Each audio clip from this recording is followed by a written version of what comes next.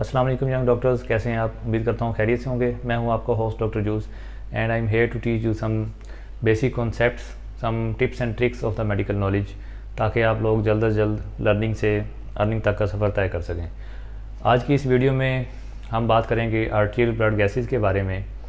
इसको आप arterial blood gases भी बोल सकते हैं या आर्टीरियल ब्लड गैस बोल सकते हैं। और आपको आमतौर पे इसकी ज़रूरत जो है वो आईसीयू सेटअप्स में पड़ेगी या हाई डिपेंडेंसी यूनिट्स जो होते हैं वहाँ पे आपको इस इन्वेस्टिगेशन की ज़रूरत पड़ती है।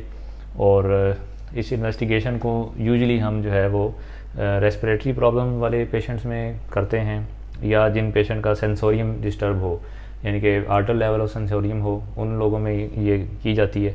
या कोई क्रोनिक किडनी डिजीज़ का पेशेंट हो, so on and so on. ये कुछ इंडिकेशंस हैं जिनमें हम एबीजीज़ को जो है वो यूटिलाइज़ करते हैं और इसके रिज़ल्ट्स को हम जो है वो इंटरप्रेट करते हैं। इससे हमें काफ़ी हेल्प होती है पेशेंट की मैनेजमेंट में। ओके, सबसे पहले मैं आपको ये बता दूं कि एबीजीज़ का जो सैंपल है वो 3 मेजर साइट्स हैं जहाँ से यूजुअली लिया जाता है। Number 1 is radial artery.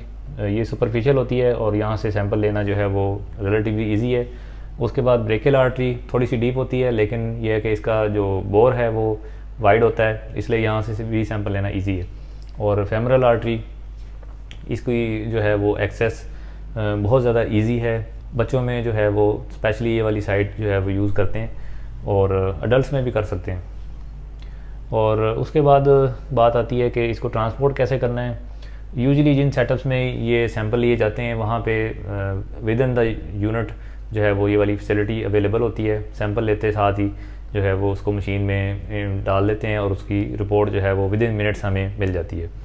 लेकिन अगर बिलफर्ज आपने वार्ड से लेके भेजना है या किसी और वार्ड से लेके कोई सैंपल आता है, तो उनको हमने ये गाइड करना है कि आपने एक तो सैंपल जो है वो हेपरनाइज सिरिंज में लेना है, यानी आप सिरिंज को जो है वो एक दफ़ा हेपरिन उसमें से गो थ्रू कर लें।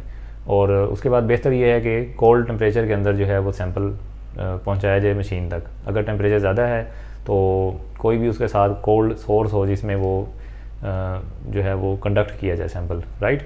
उसके बाद मैं आपको ब्रीफली ये बता दूं कि हमारी बॉडी के अंदर 2 बफर सिस्टम्स हैं जो एट द सेम टाइम काम कर रहे होते हैं और उनकी कोशिश होती है कि बॉडी की पीएच जो है वो नॉर्मल रेंज में रहे। बॉडी की पीएच से मुराद ये है कि जो ब्लड की पीएच है वो नॉर्मल रेंज में रहनी चाहिए। ये बहुत ज़्यादा मैंडेटरी है। पीएच के हवाले से जो है वो हमारी बॉडी में ज़्यादा फ्लेक्सिबिलिटी नहीं है। वो हम आगे चल के देखते हैं कि इनकी नॉर्मल वैल्यूज़ हैं वो कितनी नैरो होती हैं, और अगर ये नॉर्मल वैल्यू से ज़्यादा ऊपर नीचे हो जाए तो you can lose the patient, right. तो नंबर 1 जो हमारा बफर सिस्टम है बॉडी का वो लंग्स हैं। लंग्स में जो है वो आपको पता है कि ऑक्सीजन एंड कार्बन डाइऑक्साइड की जो ट्रांसपोर्ट है वो हो रही होती है एट द सेम टाइम, और यहाँ पे कार्बन डाइऑक्साइड जो है वो ज़्यादा इम्पोर्टेंट है, तो आप इसको ध्यान में रखिएगा। उसके बाद जो हमारा सेकंड बफर है वो किडनीज़ हैं, और किडनीज़ में बहुत सारे मैकेनिज्म चल रहे होते हैं, लेकिन आपने यहाँ पे जो है वो बाइकार्बोनेट को ध्यान में रखना है, राइट। बफर के लिए जो है वो आपने यहाँ पे कार्बन डाइऑक्साइड को और यहाँ पे बाइकार्ब को ध्यान में रखना है। ये वाला बफर सिस्टम जो है ये लेस एफिशिएंट है, लेकिन इसकी स्पीड जो है वो ज़्यादा होती है। जब बॉडी को ज़रूरत पड़ती है तो ये जल्दी जो है वो कंपनसेशन करता है, लेकिन इसकी कंपनसेशन थोड़ी सी वीक है as compare to kidneys. Kidneys की जो कंपनसेशन है वो स्ट्रॉन्ग है, लेकिन इनकी स्पीड जो है वो कम है। किडनीज़ को रेगुलेट करने के लिए 24 आवर्स, 48 आवर्स या इससे भी ज़्यादा टाइम जो है वो चाहिए होता है।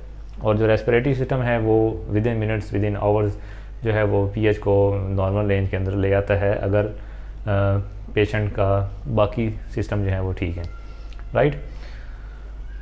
तो हम ये देख लेते हैं कि इनकी नॉर्मल वैल्यूज़ कितनी हैं। सबसे पहले मैं आपको बता देता हूँ कि एबीजीज़ में जो हम 3-4 चीज़ें जो नोट करते हैं वो number 1 is pH, number 2 is PCO2, number 3 is bicarb and number 4 is oxygen. इसके अलावा भी आपको काफ़ी इन्फॉर्मेशन जो है वो एबीजी की रिपोर्ट में मिल जाएगी, लेकिन आपने फ़िलहाल इन 4 पॉइंट्स पे फोकस करना है, राइट। तो पीएच की जो नॉर्मल वैल्यू है वो 7.35 से 7.45 होती है। PCO2 की जो नॉर्मल वैल्यू है वो 35 से 45 होती है। और इनको आपकी आसानी के लिए याद रखने के लिए मैंने जो है वो 35, 35, 45, 45 इनको आपस में लिंक कर दिया और इकट्ठा लिख दिया ताकि आपको याद करने में आसानी हो। उसके बाद बाइकार्ब की जो नॉर्मल वैल्यू है वो 22 से 26 होती है, और PO2 की जो नॉर्मल वैल्यू है वो 80 to 100 होती है, राइट। इन वैल्यूज़ को आप याद रख लें, किसी भी तरह से रटा लगा लें या कोई कॉन्सेप्ट बना लें या किसी चीज़ के साथ लिंक कर लें। इन दो वैल्यूज़ को तो याद रखना आसान है क्योंकि इनकी वैल्यू जो हैं वो मिलती जुलती हैं, और बाइकार्ब को आप किसी तरह से याद कर लें 22 से 26, और ऑक्सीजन जो है वो 80 to 100 होती है, राइट। अब इनमें से ये जो ऊपर वाले 3 पैरामीटर्स हैं ये हमारे लिए प्राइम इम्पोर्टेंस है। हैविंग सेड दैट कि ये इनकी नॉर्मल वैल्यू की रेंजेस हैं, रेंज है, और अगर हम कहें कि जी कोई एक वैल्यू देखनी है तो 7.4, यानी कि इसका एवरेज जो है वो 7.4 हो जाएगा, और PCO2 का एवरेज जो है वो 40 हो जाएगा।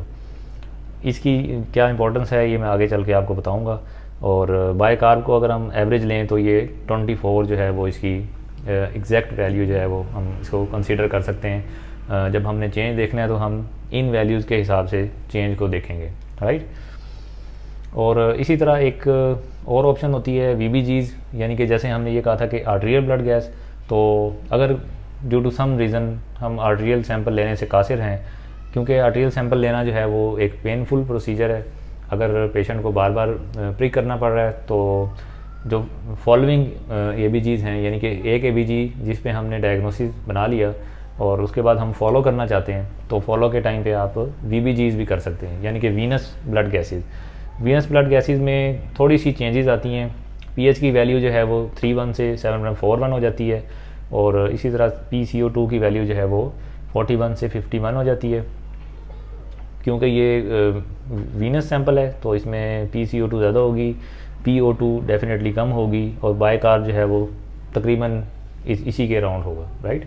तो ये भी आपके जहन में होना चाहिए। अगर आपको जो है वो वीनस सैंपल मिल जाता है तो आपने परेशान नहीं होना कि ये आर्टेरियल सैंपल नहीं है। वीनस सैंपल को भी हम इंटरप्रेट कर सकते हैं।